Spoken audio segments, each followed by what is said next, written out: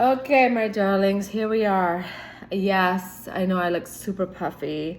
I woke up not too long ago, and I said that I was gonna show up here really authentic and genuine.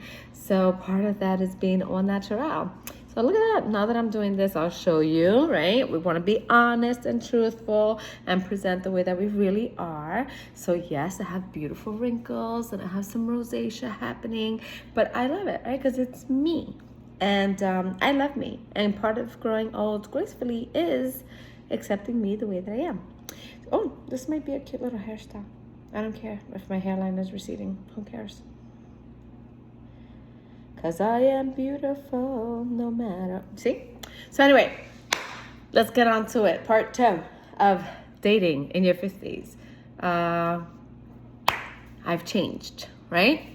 And I think that what I originally planned on doing was getting into the whole, like, how difficult it is to date in your 50s. And it's not difficult. I just think that you need two willing parties, right? You need two people who are aligned in the same thinking. It's political views, big deal these days, right? Because if you can't agree, at least politically, you're going to always be at odds. And I'm too old to be at odds with people on this political, playing field that we're on right now. There's too much going on.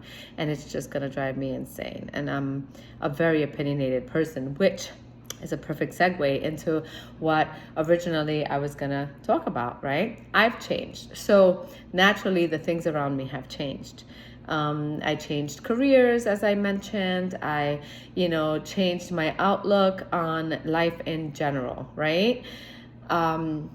Really quick, sobering up was a big determining factor here because after I got sober, the things that I was interested in, or I thought I was interested in, because I really wasn't interested, I was just kind of going with it.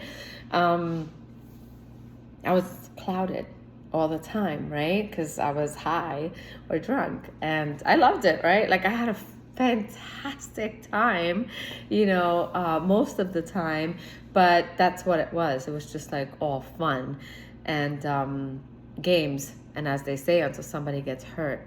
And I got really hurt. I got hurt because I hurt myself. I have this hair. Sorry. It's not pretty, but I have this hair in my mouth. It's like it wouldn't go away. It's entangling with my tongue. So I hurt myself in a lot of ways. And not being true to myself, which is so ironic since my favorite quote ever is to thine own self be true. I'm not sure where I got the idea that fuck it, right? I'm just gonna live my life the way I see fit, and whoever doesn't like it, well, they don't have to be involved, and I don't care, and whatever. And that was my attitude for so long, and I had so many opinions about the way that people should carry on in business, the way that people should carry on in their personal lives, who they should be around, who they shouldn't around. And I'm like, when the heck did I become the authority on deciding what was right for someone and what wasn't, right? And if you were in a relationship with me, then you had to accept me the way that I came, but I'm not accepting you that way because that's not gonna fly. And honestly, I got involved in a relationship that I didn't see coming, right? And man, and I'm gonna say it, and I know that when he listens, he's gonna be like, "That's right," right? He'll probably even say, "That's right, bitch," because he was just that person. But I had such a connection with this individual. And I think that we both agreed that we were so similar. We had so many of the same ideas in terms of commitment, where we were so commitment phobe. But when we came together and we decided that we were going to stay together and exclusively, there were a lot of expectations, right? And normal ones. They're normal expectations, I think, for relationship. And ones that I wasn't accustomed to because I didn't play by those same rules. And again, I don't want to digress, and I'm not going to get into that relationship, but I needed to mention that because that's part of what helped me change and get to where I'm at today. Sometimes in a really ugly way, right? It came to pass in a really ugly way. Obviously, we're not together, but it also helped me understand fully what it is that I do want in relationship. And we thought for a while that we could do that, right? And I think we really wanted to. But until you can get to a place where you're so comfortable with the unspoken outcomes, you really can't be in that kind of relationship. At least that's what I think, right? And here I am with my opinions. I'm always going to have opinions. Listen, I don't present different to most people. I present obviously accordingly. I will definitely find my appropriateness level when I read my audience, right? I have to know my audience, right? Today here, it's all open. You can choose to stay or you can go, and that's okay, right? There's no binding contract here that keeps you listening or accepting that what I say is true, because it's just the way that I feel, the way that I am. And I think that the goal here is to just talk about what that looks like, what the expectation is when you're dating in your 50s, right? Even, listen, I'm saying dating, but I think, I haven't given it much thought. I think that existing couples can relate to this, because while you're in relationship, we still evolve, right? You're not the same person who you were 20 years ago. Maybe you still have the same interests, and fundamentally, right, we are, who we are. But I believe that people change. I believe that people can grow through and past experiences that perhaps are favorable or suitable for relationship status or intimate, emotional, physical relationship status. Get that? So I'm a believer in that. So coming up to where I'm at today, if we're going to engage with someone in relationship, then I think we have to be really honest with what the expectation is. There's always going to be expectation. I don't care who you are. You're always going to have some expectation, right? For me, that's okay. Have your expectation. Tell me what you like. Tell me what you need. Tell me what you want. But please, please, please do not make me responsible for delivering on that. That's what's changed. Before, I felt compelled to deliver on what those needs presented were, and then I became resentful when I had to deliver on them constantly. So I think the approach is, listen, I like you. I want to continue to be with you. I want to get to know you better. And I want to evolve with you, because we're not going to be here in 5 years. We're not going to feel the same perhaps in 5 years. Maybe we will. Maybe we will. Maybe we're creatures of habits, and we will. I really want to do that hairstyle thing. I don't know. Create some more useful look. My ADD. So I want to know what the needs are, so that when I feel compelled to take on the task or action required to deliver on that, that I do it the way that you like it done, right? And come on, people, grow up. Don't be thinking all crazy. That too, right? Because that's super important, and I agree, right? I don't know. I'm going to actually take a survey poll. What's healthy in terms of frequency for interacting or engaging intimately in your 50s? I want to know. I really want to know. So I'm going to pose that question officially, right? What is healthy activity in terms of frequency, weekly frequency, in a relationship where both partners are working? I don't want you to compete whose job is harder, who's more tired than who, right? But what is healthy in a relationship in your 40s, 50s, for a working couple? What is it? Once a week, once a month, twice a month, twice a week, right? Depending on the week. I don't know, depending on the activity, on the holiday, the weather. I don't know what it is.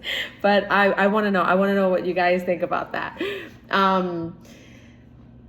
Because right now I'm at 0 a week. So that's going to be really interesting to see what I'm missing out on. So I think I digress, but that was a fun question to ponder.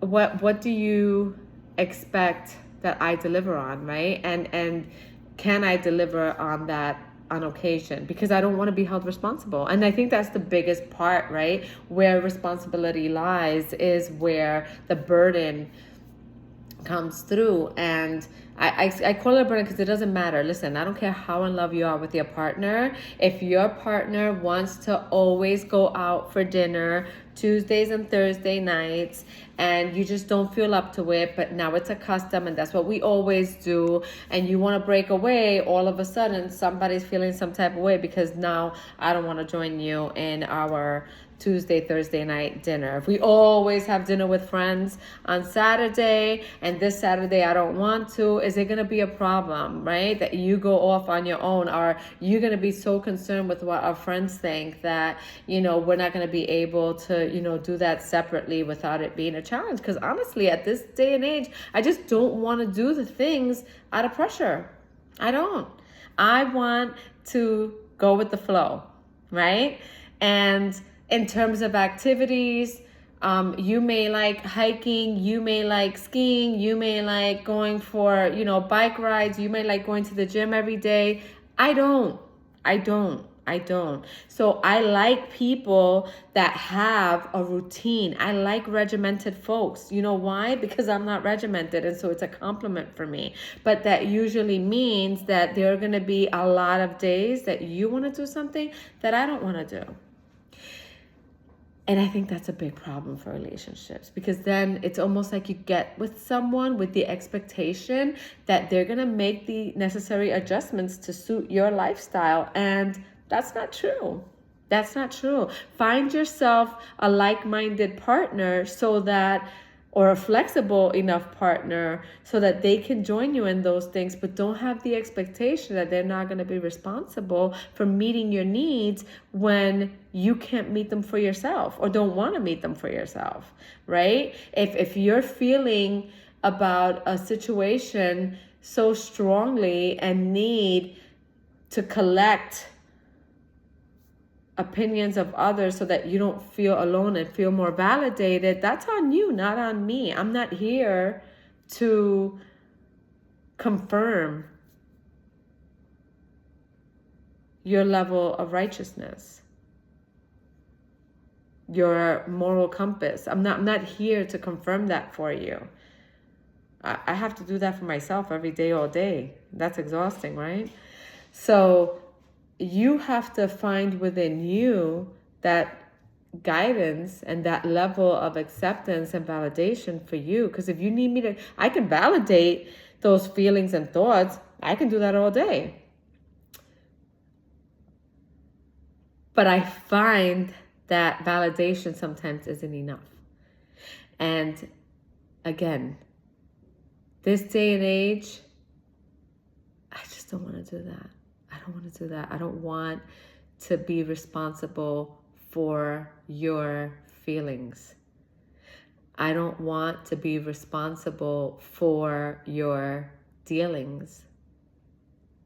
If you have things going on, I'm not signing up for a better or worse till death do us part situation, because that's not where I'm at. And I think that what I've witnessed is that in relationship, if a woman doesn't want that,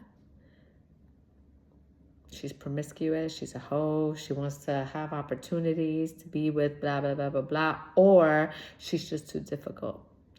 And okay, if that's where, I'm gonna fall into the category of being too difficult, being a hoe, even though I'm not active, right?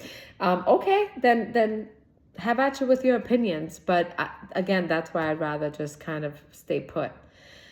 I don't want to carry on the burden of somebody's sleeping habits, eating habits, and I don't care how good they are for me. I want the freedom to go at it on my own time, my own schedule, my own desired need. And I think the only way that I can do that in a healthy way is to stay in my lane, introduce my life, and share the parts of my life that are shareable, but ensure that it's understood that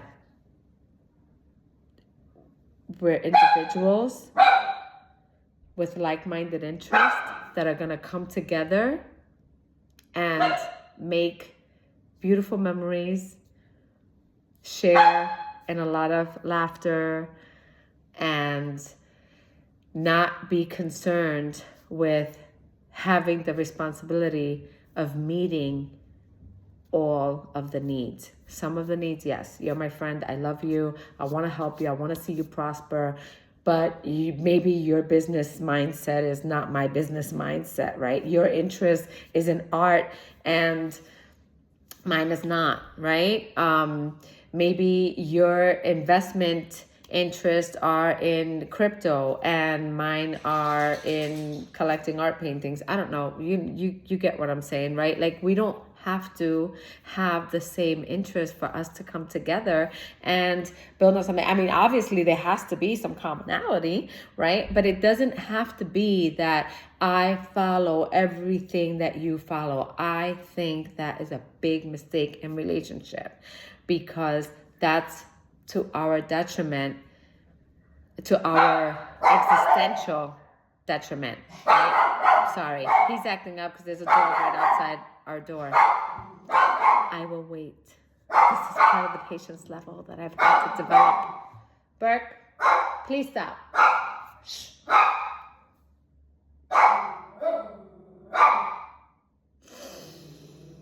He made my fat chin out. Anyway, so what do we do?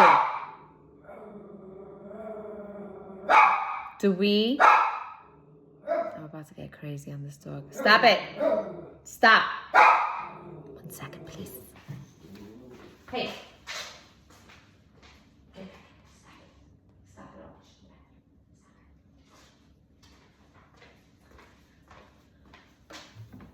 all. All right, my darlings, I'm back. So what do we do then, right? Do we stay alone?